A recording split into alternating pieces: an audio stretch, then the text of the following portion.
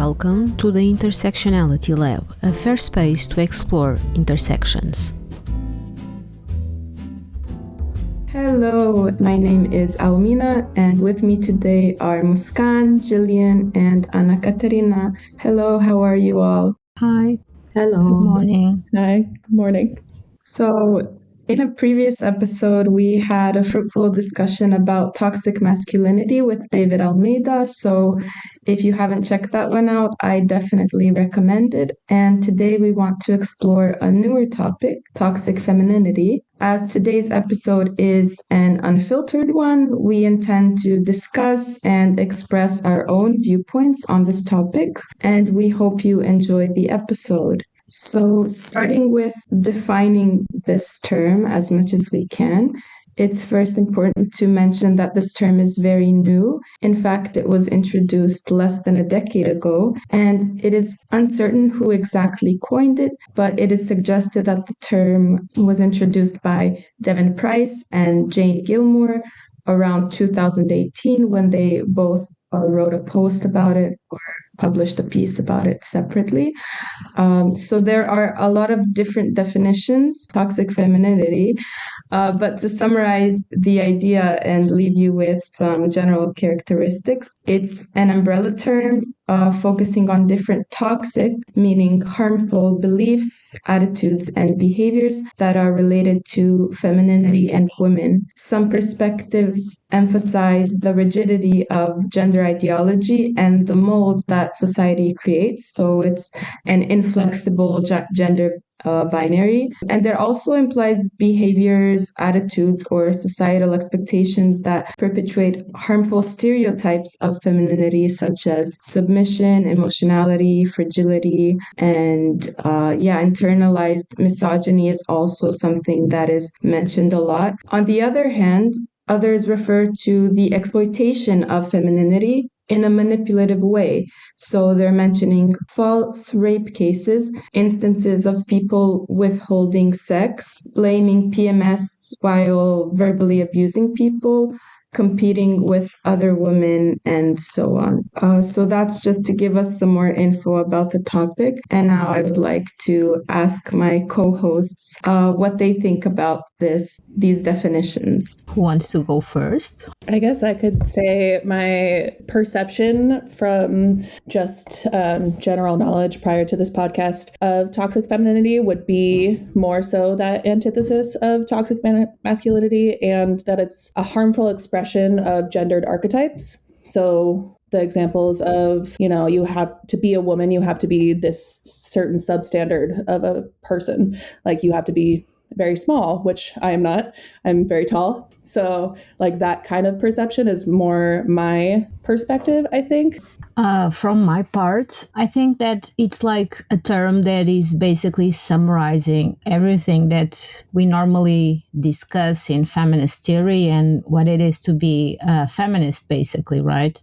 So if you are seeing not like the first wave, but the second and third waves and even the fourth wave of feminism, actually like talks a little bit about every one of the points that you've made. So I think it's more of an umbrella term on this stuff. And I actually would like to ask, because I don't know, like you said, this is such a new term, that is toxic femininity being used by men nowadays? Because sometimes I get like the sense that it may be used as like a weapon by men against women. And so for me, it can be like a small phenomenon that like happened in 2018, that these two writers tried to express in a really short sentence what like the feminist theory always talked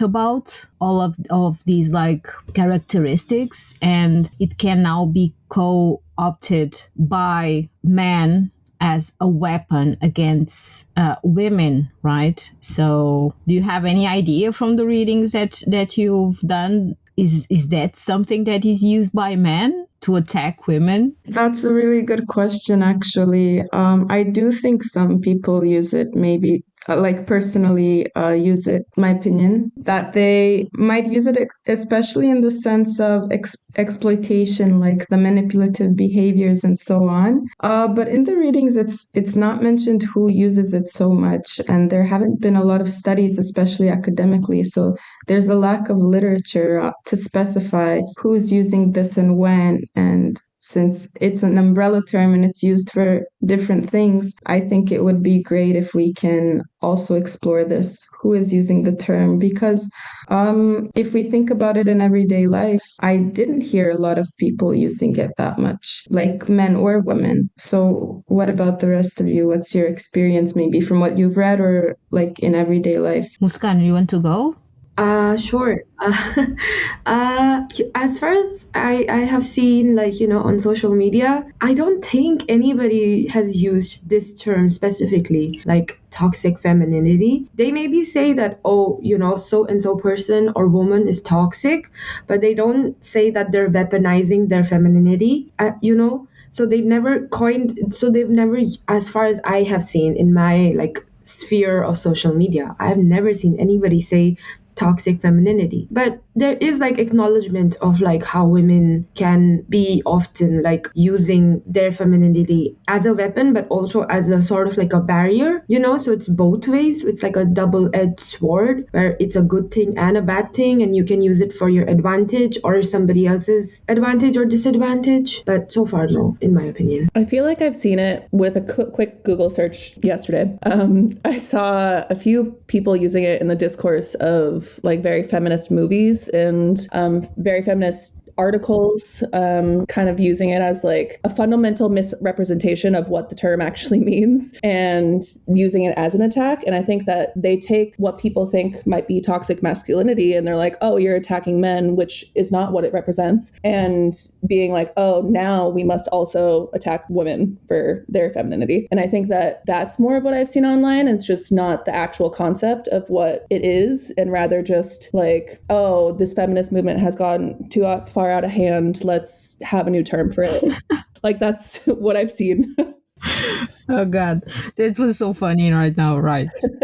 From my point of view, I have some concerns about the term in itself, especially what's being related for one of the characteristics that you've pointed out, that it's like the case of false rape cases, right? So there's these like ongoing discourse, especially by men, that women in a general term like accuse men of rape, right? And that's like it for me. It's like there are cases like that, but if you're going to see statistically, like you have less than 1% of women weaponizing rape, right? And like the majority of cases, like it's like rape has happened, right? So one of my main concerns of the usage of this specific term is linking it in being weaponized by men for this instance, right? And getting back with what Gillian just said, one of the things that we talk normally in feminist theory, it's like there are some women who do reinforce the system, the patriarchal system, as a way for them to gain power, right? You normally see that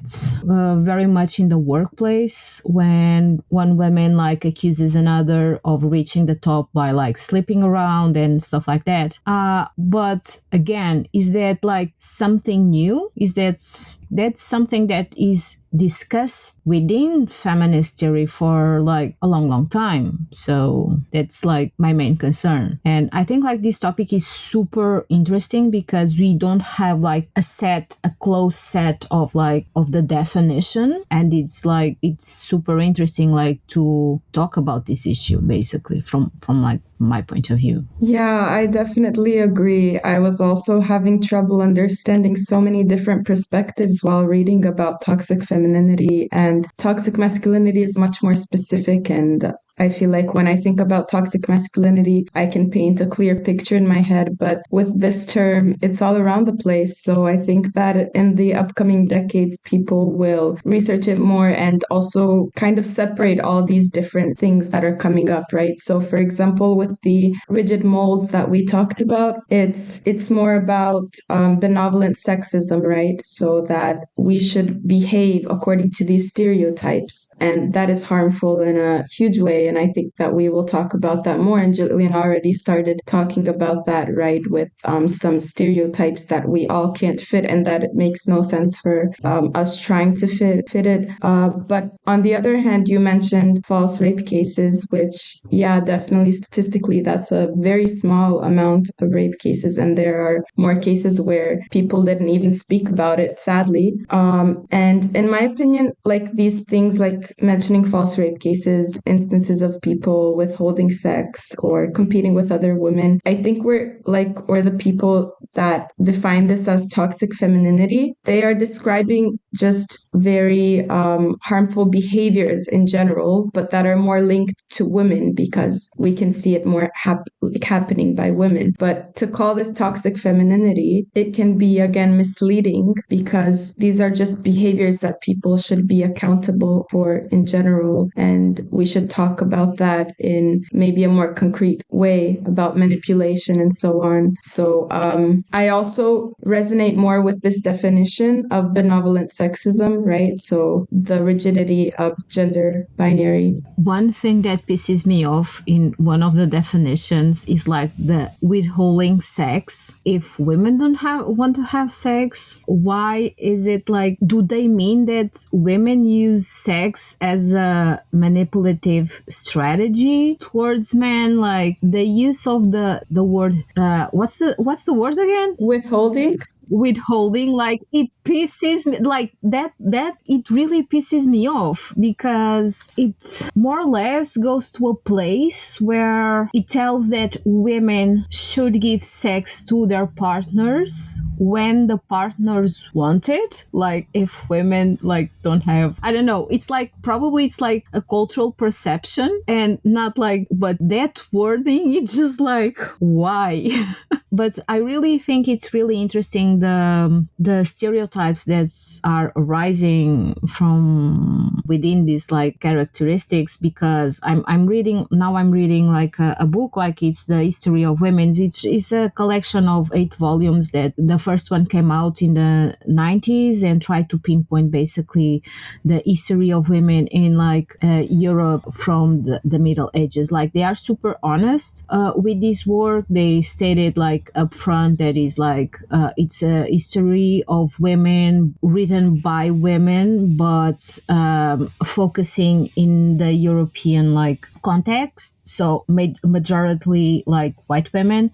And yesterday I was reading a chapter about feminist models in ancient Greece, and so the writer went through like the philosophers Plato, Aristotle, and like other minor philosophers and doctors.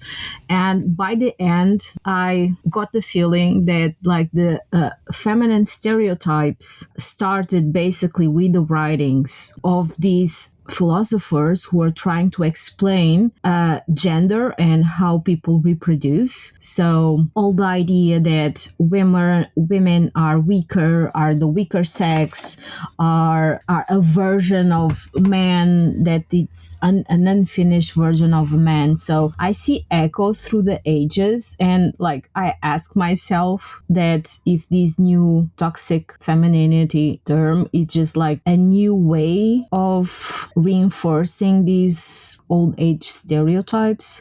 I really would like to know from each one of you if you ever experienced in your own lives, like with like the set of characteristics that like Almina stated, if you ever experience this phenomenon, and if you identify it as toxic femininity or if you identify it as another thing. I'd be happy to go first. I sometimes always bring it back to my sports background. But I think that growing up, I am 6'2" in American Standard and 1.92 in the metric system. So I'm very tall. I was called a man my whole life.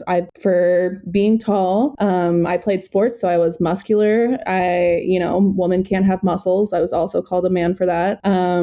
I've been, relegated to that category for the majority of my life. And I'm very thankful to have grown up in a family with multiple friends that have a little bit more progressive a mindset, where they didn't say that like I had to fit that archetype of a woman per se. And additionally in the concepts of like, you have to be a traditional wife, you have to be, you have to grow up, get married young, and have a baby immediately to be able to fulfill the standards of being a woman. And I'm lucky to not have had that pushed on me my entire life, but I know so many people that have.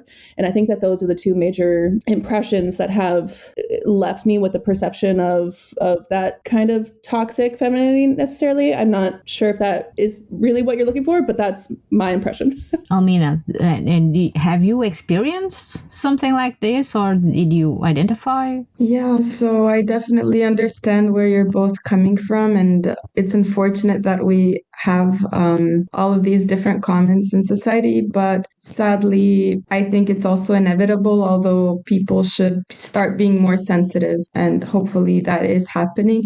When it comes to me, like I've heard a lot of comments from, act like a lady in some cases. What does act like a lady mean? Like, is it the stereotypical thing? Or one thing is when you're younger, so they're like, have manners, like to behave a certain way. But act like a lady is just, kind of forcing you to adhere to these stereotypes. And then things from like, why aren't you wearing more makeup? That's not a lot of makeup on you. And assuming you will do things that women do. For example, I don't know, like not particularly to me, but also to people that are close to me. I've also heard things like, regarding people not wanting to have children or something similar, or, small things from not having long hair. There were always comments as well. I also had a friend, unfortunately, like when I was young, like in second and third grade, I played soccer actually, which is like a male sport. And I even had friends whose mothers didn't let them play like those so-called male sports. And what about you, Muskaan? Like from my context and my background and my upbringing in India, it's really ironic because while they do say act like a lady, at the same time, like if you're like one of the girls in the family and if you're like the only girl in the family, then they kind of also expect you to take the roles or act kind of like a son as well. So, like in terms of endearment, when you call like, I suppose like if you in Portuguese would say filha to your daughter, but in like Hindi, you would also use the word son to describe any child, including your daughter, but you would never do the opposite for the son. So like if I am a girl, people can still call me son and that's okay. But then if I was a boy, nobody would call me daughter, And because of that, I sometimes feel like you were also supposed to be, because I'm an only kid, so I was supposed to be like a hybrid mixture where I was supposed to be like more independent and I was supposed to do stuff around the house, which usually a boy would do. But then at the same time, if I did it too much, then they'd be like, no, calm down. You're a daughter. Like, what are you doing? Calm down, So for me, in that context, I was like, so what do you want me to do, Do you want me to act like a lady and like stay at home and never go out and, just cut vegetables or help my mom in the kitchen? Or do you want me to help you out and go out and do the chores outside? And like, I was also in a way sort of like the protector for my mom. If my mom and I went out and if something happened, I was the one who was in a way like physically responsible for her. Like I was looking out for her after a certain age. Like I was like making sure that she was safe, and like I was holding her hand and like guiding her in case she didn't know where to go. But at the same time, if something happened and I had to confront somebody and I was confronting that person, they would be like, this is not a girly way to do so, you know, like as if those things can't coexist. And I also felt like when we were talking back about false rape cases, and you know how men were saying that like weaponizing women were like doing this, I felt like it was so ironic because there's like less than 1% of the like the entire women population who falsify rape cases, and men are like, oh, we don't trust women anymore because like they will like, you know, lie and say that we raped them. But then when we say, oh, you know, like so and so percentage of like male populations have been assaulters, they're like, no, not all men, how dare you say this, you know? Like I love how the standards for them shift so easily, and like we have like this one single case popping up and they're like, oh yeah, everybody's like this, you know, all of them, all of these women, they're just the same. And but not all men, not all men at all. So yeah, that was my 2 cents. Yeah, that's patriarchy for you. Yeah, I love patriarchy. Double standards. I love it. Yeah, the statistic for that is that men are more likely to be raped by other men than to be accused of a false rape. Yeah. So, and once again, men like perpetrating rape, right? It's just like yeah, from my point of view, from my point, like yeah, I've suffered almost the same things that you did, especially because I never was like dressing up. I never was a girly girl. And like I started to wear pink like I think in my mid-20s basically, because I had like an aversion to pink because one day like I was forced to wear like a skirt and like a blouse. I was like wearing pink like head to toe, and I was forced to do it. And I'm like, so no, right? And I always like to wear trousers. Of course, I like to wear like dresses, but like no. And that's something that I've heard. So you don't dress like a lady. You don't wear makeup. You like things that like ladies don't like, or girls should not do or play or something like that. And I was just like, but once again, is that like toxic femininity if it comes from a woman, or is it just like more of the same things from the system itself? That's why like I started to talk about in that sense, and to reframe things from like a feminist theory, because it's not something new. The fact that we don't have like studies that pinpoint to who uses more this expression toxic femininity, if it's women against women or if it's men against women, like I think it muddles a little bit the waters from my point of view, right? Yeah, when it comes to who uses the term, I think that regardless who uses it, it should be considered toxic masculinity if it's pushing you to adhere to societal expectations, right? So I think it doesn't matter who it comes from, but I still think that it would be interesting to see who uses it more. I'm thinking of also what you were talking about of how you dress up and how you behave, and I'm thinking of how even as little kids, if I worked in a daycare briefly for a summer, and if a boy was playing with dolls or something, it would automatically be like, no, go play with something else. So it's, since we are like just little kids, we're trying to create this division and so on. So we come back to just the root of the problem, where how do we even approach this? So what are your thoughts? Actually, just to touch on that, in my undergrad, I did a observational study on what I titled "The Color of Gender," and it was just observing like at what age do people start going towards these colored, stereotypes for boys versus girls. Are girls going to start sitting on like the pink and maroon color mats in the elementary school or the primary schools, and are the boys going to go to the blue and green and whatever other stereotype it is for that subset of culture? And it was like around 6 to 8 years old when that started to happen. But like under that, people just, the kids just freely sat wherever they want. So I do think it is a little bit culturally impounded onto our children and our behavior and people as a whole. Do you know the story about like pink and blue, right?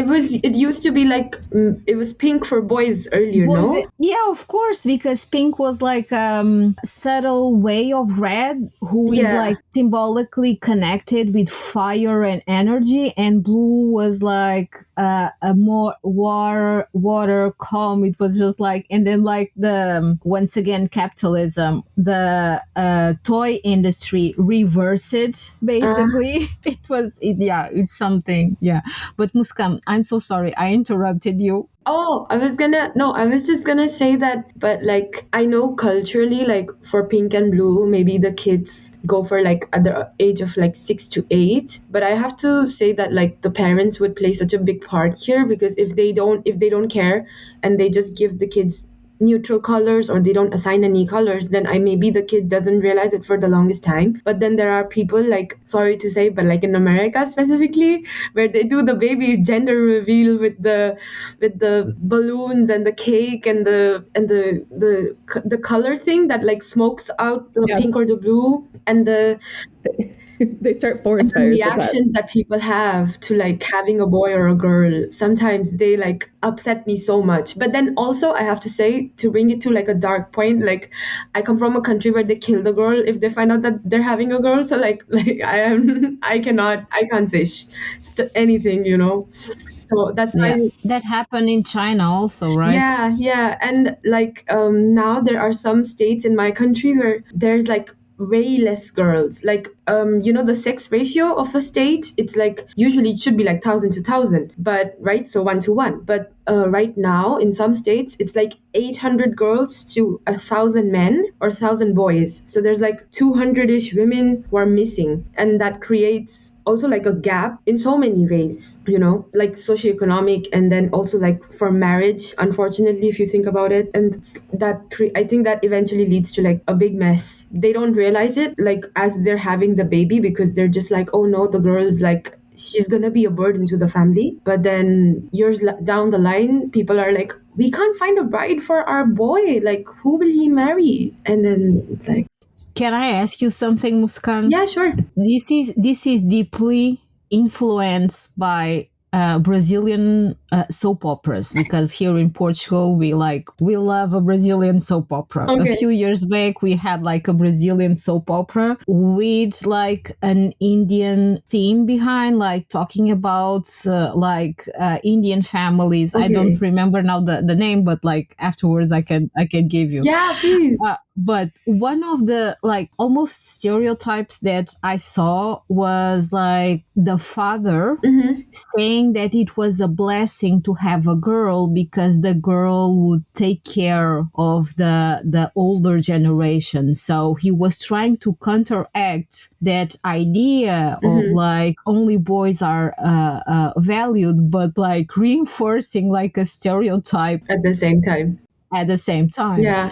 So, and like my question for you, and this comes from a supreme ignorance from my part, is that like something that you see also in some families in India, or is just like a stereotype that like people create in the West? I think the thing is, because it is like, in a way, like that's what the thinking is, that a boy will take care of the family once he's married. So when they say that, oh, it's still a blessing to have a girl because she will take care of us even better when we're old, they try to make it in like a counteractive, like a positive way. Because usually what happens is when a girl is born, the family may say something like, oh no, she's gonna get married and then we're gonna have to give her away, and she's gonna belong to the other family where she gets married to, and then she won't be considered like a part of your own family. So when it comes to caretaking, she will not be considered like a future like pick, like a choice for caretaking. So they consider one kid to already be cut out because they're like, she's gonna go and she's gonna take care of that family. Because also it is true, because even if I have a kid and she's a girl and I say, oh, I hope that she can take care of me when I'm older, even though I hope that, there's a chance that the family that she might get married to, they will say something like, oh no, you have to take care of us, you can't. And if they're living together, especially, that like, you can't go back to your family to take care of your dying mother or something. You have to look after the family that you're living with, the family that you got married into. And I think here in these situations in Indian marriages, a lot of the times, I would say this is where toxic femininity comes through in a way, but in the way of like solidifying the gender norm by being like, no, you have to act so and so way, you have to dress a certain way. And then these are women against women. Like in India, it's like women against women. That is like more common to see because in Indian soap operas, it is a mess. Like if I showed you like clips of Indian soap operas, they would have the weirdest. You would be so confused. I'll send you something. I don't know if you've ever seen those edits where there's like over dramatic editing, but like No, I haven't, but I'm all up for it. So please send me. I will send it to you after.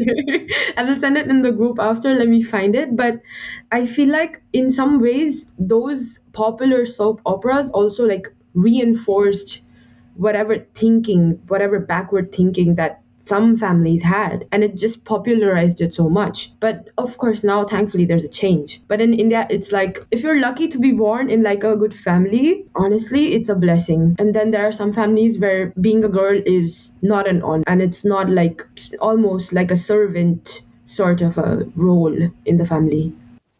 Yeah, that's really unfortunate, and I understand it. It has so many different reasons to it, and also I was thinking right now, like the power of soap operas, to influence people's thinking and their attitudes. It's really crazy. But also, like a few generations ago, so when I talked to my grandparents, for example, it was also like, these generations would be sad if they found out that boy, and I don't know like the reason for this. In my mind, it's just that the guy was seen as superior. So it wasn't so much about who would take care of who later on, because it's not like, maybe it even was, who knows like what the reasons for it was, but a lot of it is just that men are seen as superior, were seen hopefully And by what many. about this like trend on social media of like women like reclaiming that like their feminine like divinity or feminine energy? Do you consider like a reinforcement of like toxic femininity, or do you regard this phenomenon as like empowering women? I think you can be feminine no matter who you are, but I also think that you have to expand it to, people outside of the gender binary, people that are men. Anyone could be feminine per se, and they shouldn't be criticized for it. I think that inherently, if we criticize others for being feminine, then that would be the toxic aspect. But I also think that if you're doing the thing where you're like, oh, I'm embracing my femininity, that's great, that's empowering. Because I think oftentimes being a girl is like, it is like supposed to be like it's supposed to be like inferior. You're like, oh, you're a girl, But then at the same time, if you're reclaiming your femininity, but you're also imposing others to do the same, I think that's where it becomes toxic, right? Where you expect others to do the same and you don't care for their boundaries. Like, it's okay if I wear makeup, but if I force like Almina to do like a full face, like I think that's definitely like, toxic and rude and imposing. And I think that's where I feel like social media is like, people are not as considerate sometimes. I feel like they are and they're not. It's like both ways nowadays. Yeah, I agree. Everyone has their own definition of what femininity means to them and which aspects are closer to them and which they want to accentuate. But I just have problems with social media. A lot of it, I think that a lot of it is more harmful than good. And that sadly, there are so many trends and things that just make these stereotypes more salient and that just reinforce them even more. So I have a big problem with that. And I don't know if I have hope for it and how it will turn out. Like, they want to ban TikTok in Yeah, some I think countries. like you're getting older because like from all of us, I'm the older one, and I just like for the past few months, I'm just like, I think like the future of humanity is through an analog form. So you are almost like at my my my level of like regarding social media as like a really black hole because like I'm from an older generation when I grew up without social media, and I've witnessed the birth of social media, and it was like a really cool place to be and like to connect with people, and like the evolution being like crazier and crazier. So Almina, you're almost like 42 basically. Thank you for reminding me that I'm getting No, older. it's just being wise, you know? That's the thing. Like, you're as Yeah, I'm wise. kidding. I'm kidding. Yeah, that is a good point, though. That is a But I good think we point. took a wrong turn, definitely, with social media. I don't think this was supposed to be the ideal usage, I think, you know? Yeah.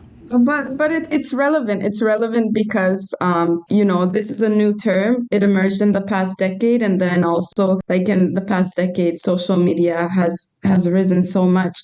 And also while reading about toxic femininity, I came across like how some people are comparing an aspect of toxic masculinity to Karen. You know, the famous Karen, and what it represents, like a woman who's constantly wants to talk to the manager or make a problem. And we have a bit more time, so I want to ask you, what do you think about that? So have you all heard about the I Karen? just don't know if it's like a phenomenon from the United States, but I think like all the videos that I watch are from the United States. Gillian, you are the like legal representation of the United States here. So please, please tell us if it's just like something from the US, or should we be afraid here in Europe? Of Karens. First, I don't want to be the legal representative of the United States as a whole with the diversity of opinion right now.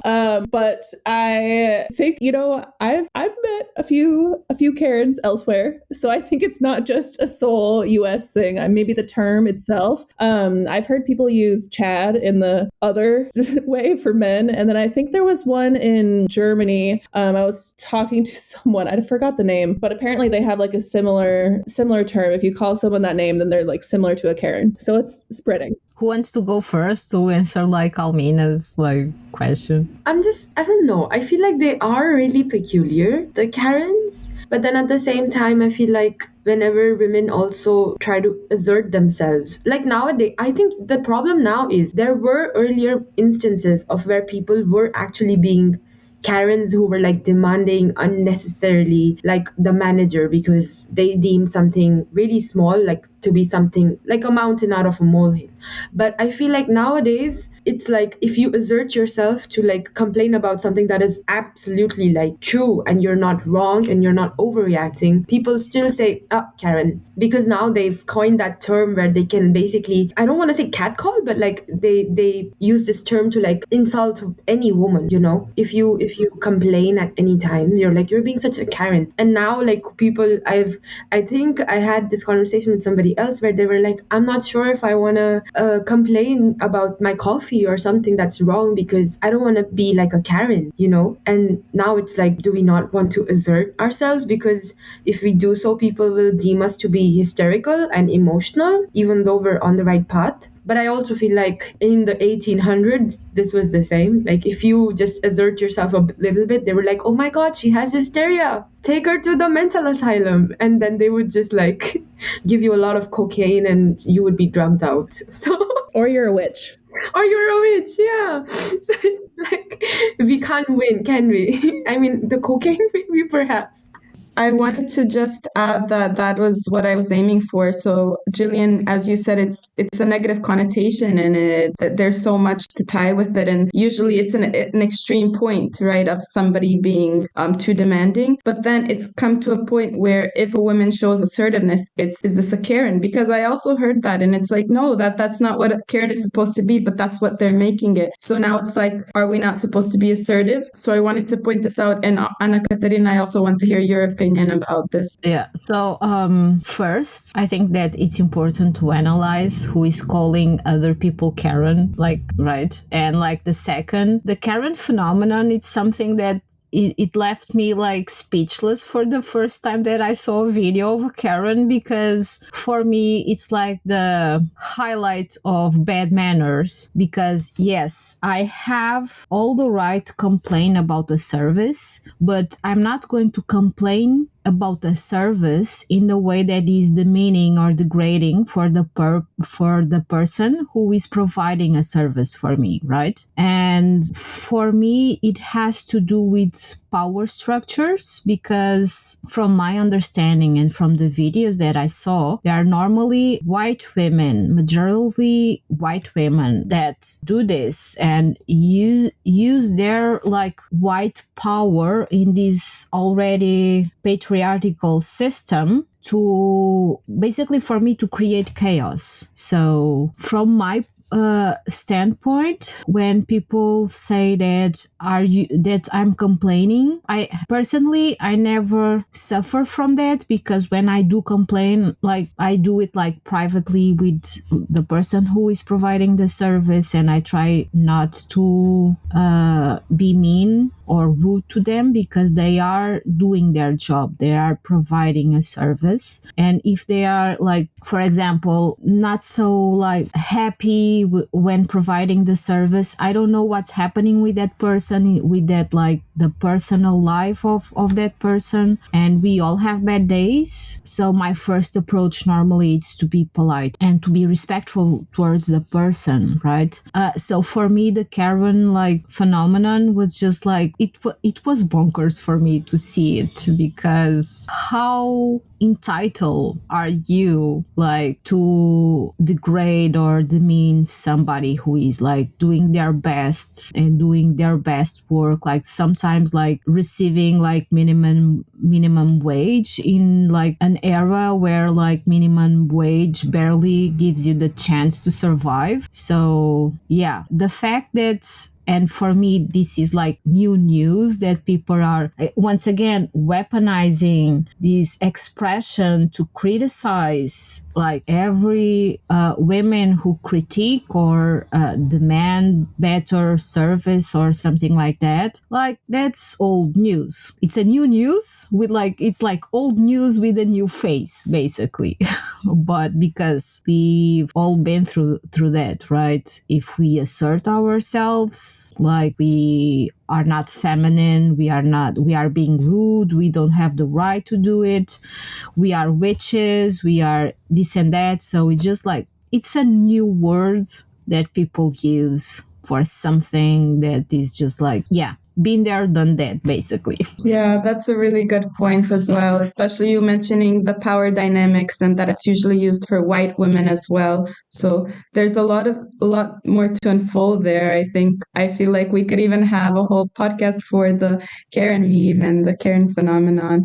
But thank you for all of your insights. Now we should move on to the next part, which is connect and reflect. So each of you can share a book or movie, something that reminded you of toxic femininity in a way. So any aspect that falls into this umbrella term that we talked about, and just briefly explain why you would choose that one and recommend it to our viewers.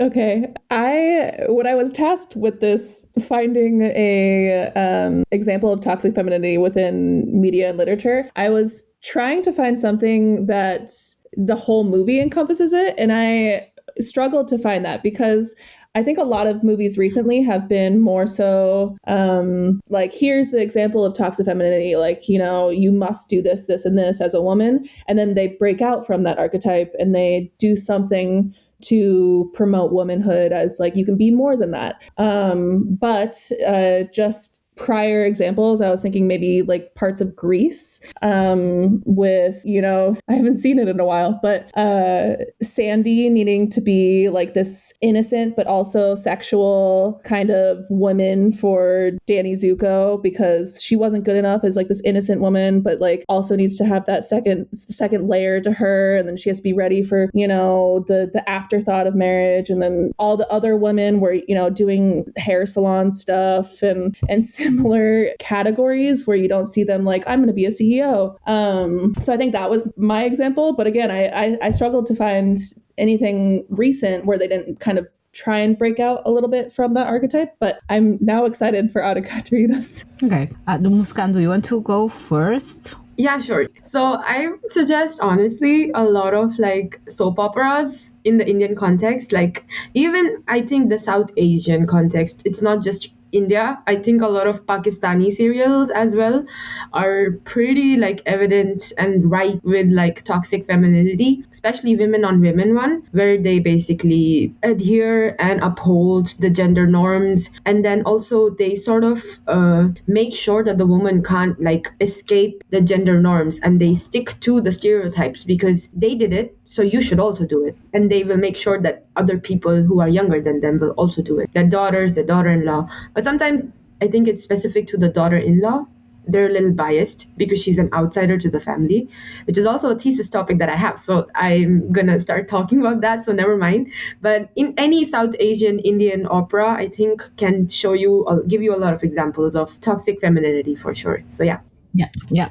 So I'm basically a history buff. I really love history. I think like it's really interesting. Like history allows us to sometimes to make sense of what's happening in the present. And so there's a mini series. It's called Mrs. America. I don't know if any of you saw this miniseries. It came out in 2020.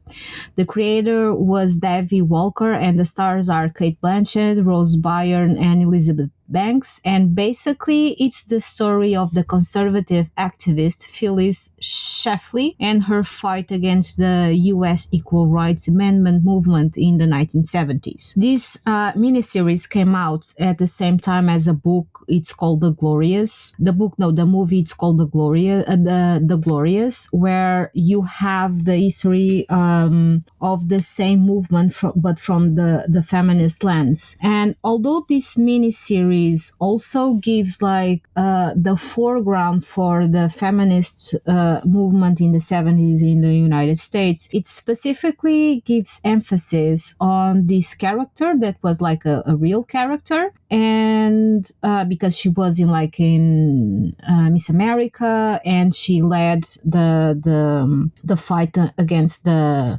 amendments in the 70s. So throughout the miniseries and the episodes, Kate Blanchett just like does a wonderful job in being her. You see some traits that she imposes on other women from this conservative movement of what it is to be a woman, and how you should behave as a woman, how you should dress, how you should be within your family, the tasks that you have to do within the family, and respect your husband, and all of that. But at the same time, she does what I started like my intervention in this podcast, which she gains power within the structure and the system, because she led this conservative movement, right? So in a way, the fact that she's like, let's call it for now toxic, have this trait of toxic femininity, it was a way for her also to gain power in a man's world. And so yeah, I was like fascinated when this miniseries came out, because I saw The Glorious first, and she's also portrayed in that movie, but it has like a small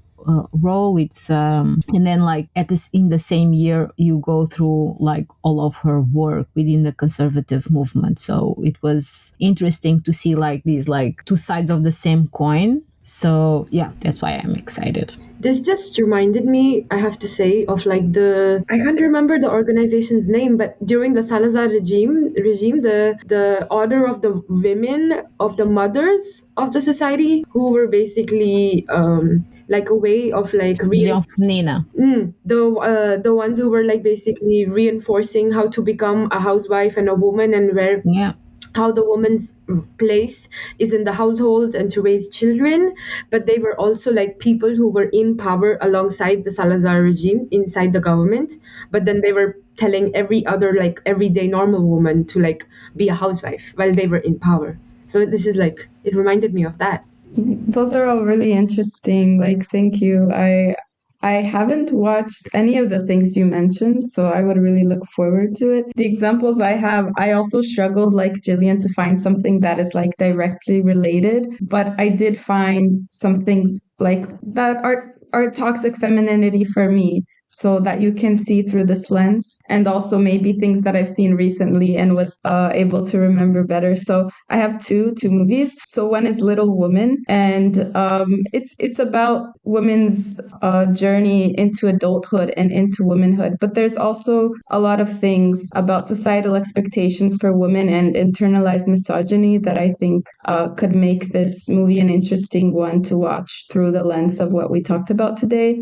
And the other one is one that is mentioned a lot in articles, like the Barbie movie. So I think that America Ferrera's speech during that movie, if you've seen it, it's just amazing. And I love that speech. And I think that says so much about these stereotypes that we're talking about and how we cannot adhere to them. So, yeah, I hope that the viewers will find these recommendations helpful. And it was really nice talking to you today about toxic femininity. I think we had a very proactive and insightful discussion about the different definitions and our experiences and viewpoints on this topic, as well as different cultures and different times, like throughout history. But also, we talked a lot about social media today and some concepts of toxic femininity that we can see there. So, yeah, before we end, I want to ask you for any last words you have. I think like we should like revisit like in a few years this topic again, just to see if we have any update from like the part of like academia and studies around this subject. Yeah, that for me would be like interesting to see. I agree. And thank you for hosting the podcast. And I found it interesting also that both of the movies that you chose were by Greta Gerwig, who I generally enjoy as a director. But yeah, it's her commentary is very subtle. And I think that it plays a lot into the US political system. It was a great podcast. It was really nice talking to three amazing women and having nuanced opinions and views. I really enjoyed it. Thank you so much. Yeah, thank you all. I also enjoyed it, and I agree that it would be great to revisit this topic soon. And also, Gillian, thanks for pointing that out. I didn't even realize that it had the same, like Greta Gerwig was for the same movies. And yeah, thank you for your last comments, and thank you for the listeners. That's it for today. And as always, thank you for listening to the Intersectionality Lab podcast. Thank you for listening to the Intersectionality Lab. If some terms or topics made you curious, check out our website. Maybe some of the resources will keep your thoughts rolling. Meet us where the lines cross. We are a non-profit research center working on human rights, gender equality, and active citizenship. And this podcast was created with the support of our team.